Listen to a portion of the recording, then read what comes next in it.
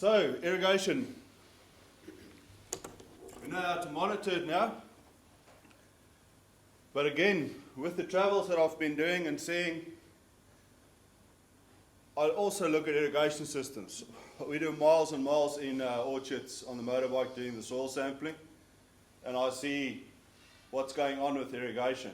And what I found shocking in blocks that are supposedly really good and that's got really good irrigation systems, I take a soil test in that block that's just been irrigated, and you'll have a wet sample, and remember they're taken exactly on the same spot between the trees at an angle, so the spot we sample is exactly the same. Have a wet to dry, so wet to dry, a wet to dry. And this block's supposed to be irrigated. It's supposed to have water in that zone where the trees are. So irrigation systems currently, I personally think, are quite lacking. I'll show you some of the shortcomings of things like drip and micro irrigation. A lot of growers that I talk to that's looking to put irrigation in say they don't want that pipe sitting there between the trees. It's a massive cost to keep up. If a branch comes down, it falls on it, it breaks. Up in Bundy, their biggest problem is kangaroos and pigs run through the orchards and they just take these pipes out and they've got to go and fix them. I saw some costings at one of the bigger growers where they actually calculated the cost of their irrigation maintenance. For the first 3 years, it's not too bad, but after 3 years, the number went to about $1,500 per hectare per year, just maintenance, just looking after those. So, being an agronomist, we look for solutions. We were digging around everywhere, and I remember that about 20 years ago, I saw this thing in South Africa called a floppy, and I'll show them to you this afternoon.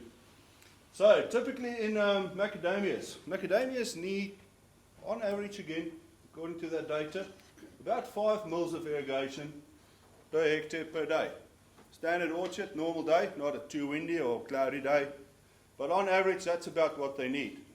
If you work that out to litres, it's 50,000 litres a hectare a day. That's when they're sucking. That's no rainfall, that's what they're using. So if we look at drip irrigation, common drip irrigation system that's been put in is a double line drippers. Double line drippers, most of them are about 2 litres an hour dripper, 30 centimetre spacing.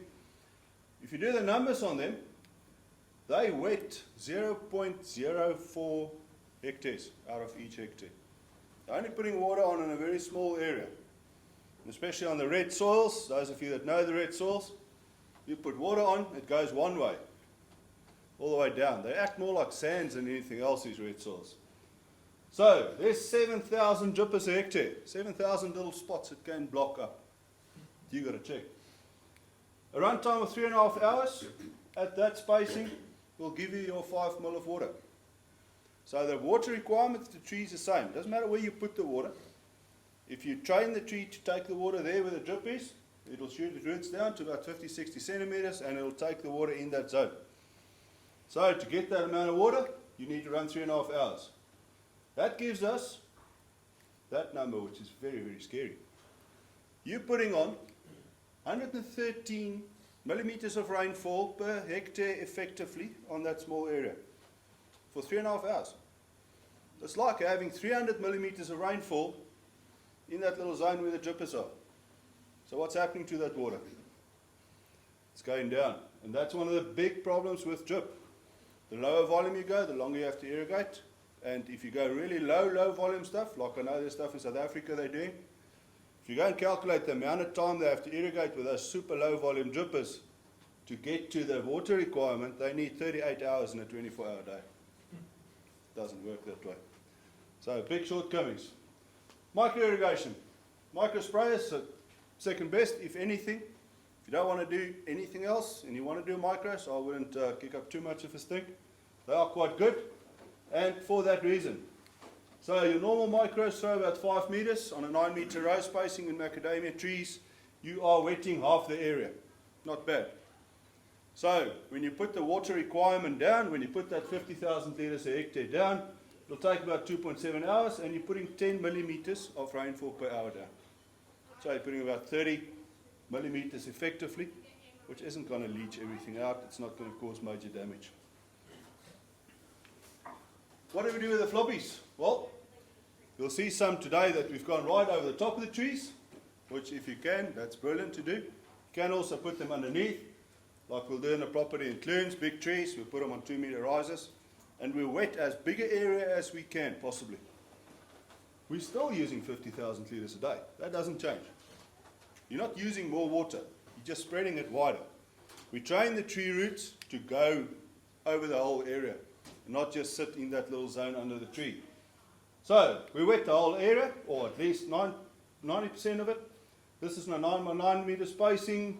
We only have 74 sprinklers to look after on a hectare. Remember the drip is 7,000. So it comes to maintenance, that's one of the first points that comes down. Floppies, if they run, the 730 litre floppy, give you 5 millimeters of irrigation per hour. So you'll run them for 1 hour, you get your requirement. So you see much shorter irrigation cycles, which means a slightly bigger pump and pipes to get that water on that property in that time. So if there's new properties that looking at this, you have to do a design to make sure your feed, your pumping pipelines, your main lines, sufficient to feed your system. One other thing that we see in overhead application of water in macadamias, trial was done in South Africa. They ran floppies overhead in a macadamia orchard. The orchard's producing 5.5 tonne a hectare of nut and shell, and they used it to cool the trees down. Northern Rivers, we don't get that many hot days, more so up in Rockhampton, Bundaberg, they get these really hot weeks, but we get them down here as well. If you can cool your trees down, and the typical temperature change we get after 15 minutes of irrigation over the top, it'll drop the temperature from 35 to 25 in the orchard. So you get to that optimal temperature, the trees don't shut down, they don't stress, and they keep producing. So drip irrigation I found typically 3, maybe 4 degrees Celsius. You do get a bit of a cool down effect, not with drip, with micro. Drip you get no cool down effect. Another place we're using the floppies, we've got some running at Simpson Farms on their mangoes for frost protection at the moment. So because they're high up, they pump out water that's warmer than the area around it. You can actually start helping your frost management. So you're mixing that warmer air up top with the cold air sitting right at the bottom. You're also wetting it, increasing the freezing point. And you can also run some of your frost protectants through that, like your NVs, mag sulfates, and those type of things. So a very useful tool. It's not just an irrigation tool, if you install them overhead. So something else that happens. That's our normal irrigation patterns. Drip, micro, any overhead or any full area wetting, floppies. When it rains, those roots tend to move. So they'll move out into the interrow, into the areas that you don't normally irrigate. But every time those roots have to grow and move, it needs energy. So remember, there's X amount of energy that you want to grow nuts with. If you don't have to move your roots unnecessarily, growing them and then starving them again, all that energy goes into production. When it gets dry, all those roots die off again, and they retract back to where the water is. If your water is spread over the place, you've got no root movement. That's a big factor. Dan Manson's work that he's done in Bundaberg with moisture management and stress on trees, they found they monitored the difference between the drip and the micro. They found massive differences in energy consumption because of this factor. So, what is a floppy? It's very simple. It's a plastic pipe with a silicon tube inside it. No moving parts. Silicon tubes made in Germany. It lasts for 20 years. We give a 5-year guarantee with them. And there's basically 2 models. There's a 730 litre model that gives you a 9 metre throw. And there's a 250 litre baby blue that gives you a 5 metre throw. So typically we install those ones in orchards and these ones in nurseries and smaller areas. So Sonia's got a few there. If you want to pass them along, have a look at them. Feel free. So now do they work? Let's see if this video is going to work that way. So water pops up, the tube comes out. Very simple. That tube doesn't turn inside. It just wiggles. When it's done wiggling, you turn the water off. Away she goes, back inside. Doesn't break the water, no fine droplets, no mist, no water loss, extremely efficient water system. It's the most efficient irrigation system on the market. You'll see in there, it actually follows a very set pattern. It doesn't just go randomly. It'll turn perfectly in a circle all the time. And they're also pressure compensated. So you'll see on the bottom of the floppy that little bit of silicon. So anywhere between 2 and about 5 bar pressure, it'll give you exactly the same water flow all the time, within about 5% water difference. When they start up, you can see it nice, but they actually flush everything in the floppy out. So the water comes past the tube, flushes everything out, cleans it out. I had a blue floppy that fell over in the garden at our place. It was on the ground, the ants just went mad. They filled the whole thing up. I thought, well, you stuffed. Put it up, open the tap, and you just saw this black squid of ants go out, and the floppy started working. Very, very, very low maintenance. First system South Africa was put in about 20 years ago. So 40 hectares of bananas. In the last 20 years, on that 40 hectares, I replaced 10 units. You see the water pushing out again, just flushing it out before it goes back.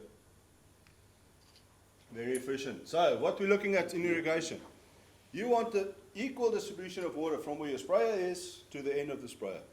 Now if you've seen any distribution graphs of any other sprayers, they typically go up and down like that, or down, up in the end or whatever.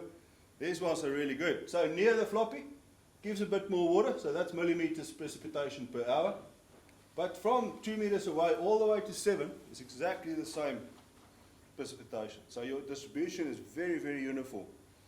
And then near the end, it drops off. But this is where your next floppy will stand, so it'll fill that gap in. So you place them apart, that high amount fills in this gap, and you get an extremely even water distribution. That's not all. We look at irrigation at things like called water use efficiency. So it measures the amount of water that comes out of floppy that actually ends up on the ground. So if you look at things like your impact sprayers, those ones in the dairy industry, they're about 60 to 65% water use efficiency. So a lot of that water just blows away or just evaporates. Floppies, 89. Drip irrigation, 90%. So it's nearly as efficient in putting water out in the ground as a dripper. Obviously, you get a really high wind, so a dripper is going to beat it, but in normal situations, very, very efficient. Your micros are also good, micro sprayers, but they're about 85 to 87% water use efficiency. So distribution uniformity, I said, it's crop cooling, frost protection, energy efficiency. So the amount of electricity you need to irrigate X amount of water onto a block. Because you've got slightly bigger pumps running shorter time, got bigger pipes, less friction in them. Your filter requirements are much less. You only need about an 800 micron filter, which is nearly a millimeter hole in the filters. So no filter restriction, and obviously at the end of the tube, there's no small hole to push the water through, so no restriction there. So we're getting up to 40% less electricity consumption. Very high wind tolerance, you can fertigate through them. Everything except summer oils and lime basically goes really well through them. Keep those two away. Durability, like I said, 25 years and counting.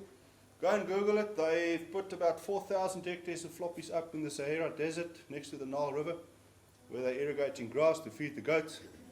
They've been going for quite a while. Like I said, systems I know of, it's been running for over 20 years, still really good. But we do give a 5-year guarantee with every system that goes out. So, just a few models. We cater for a few areas, so that's basically your garden, just the base, putting in the garden, small gardens, big gardens. There is also a pop-up. They need a bit more pressure than the other ones to run. So the other ones run under nominal pressure of about just under 2 bar. The pop-up sprinklers need about 2.5 to 3 bar. So outside we've got a pop-up installed. You'll see it doesn't quite work because the system we've got is at about 2 bar system. You push it up, it'll just spray up and go down. But that's the only thing you need to know about them. Just make sure you've got enough pressure to run those pop-ups. They're also used in, that's a nursery in Dalwood that we've installed them. This side, just before I run the video, is the industry standard sprinkler. It's a Nelson. On that side we've put floppies in. This day we had about a 5 km/h wind. You You see the amount of drift coming off them. On a hot day, I've been in this nursery on a really warm day, and you look underneath where those Nelsons are running, nearly 80% of the water goes that way. It doesn't go down. Look on the floppies. You see on there on the plastic, it's just like raindrops. They come straight down. There's nothing blowing around. That's the same day we took these. You see there's no mist coming off them. They just go straight down. Very, very efficient system. Just some ways to install them. You can either use the small blue ones in orchards, or you can have the big black ones on a shorter riser. The reason we put them on risers, and why I would like a riser that's pretty high, is the cockatoos and birds cannot hold on to that stick that's standing up like that. There's nothing for them to hold on to, so we don't get bird damage on these when they are on a riser. If you hang them on a wire or you put them too low to the ground, yes, I'll get to them if they're in the area. So this was in a dairy where they've got impact sprayers. You'll see the shake on that shaft on the sprayer because of the impact action. And what happened actually in the background there, you can see where that shake and that movement has loosened the joint on the bottom, and that happens all the time in that pasture. Those impact sprayers got a lot of movement and energy that they transfer back to your pipe. But there's no movement. You can have a look outside as well. We've got the same ones out there. It's a 6.5 meter aluminium pipe that's held by a 1 meter star picket on the bottom. And they sit dead still when the floppies are running. They don't move at all. So, just some of the applications. Solar panel cleaning, because of big droplets, really good. They actually won the prize in Egypt for the best emitter for cleaning solar panels. They had a competition like that in Egypt. We also use them for dust suppression. Because of high volume, we can suppress dust on the industrial site really quickly. So very good in that sense. And fire protection. All over Africa, there's a lot of thatch roofs. Those things burn really nicely. So they install them on roofs as fire protection. That application applies here as well, where we've got forested areas. They're really good to move a lot of water, wet the house within minutes, and help to save it. That's it from the floppy side. It's the most efficient rainmaker we have. They are available. They are more expensive than your normal stuff, because I don't think any of you are driving a great wall ute.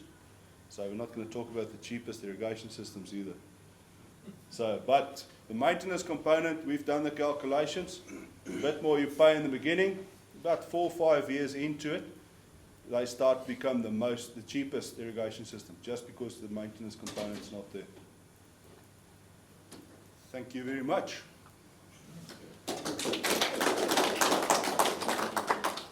Any questions?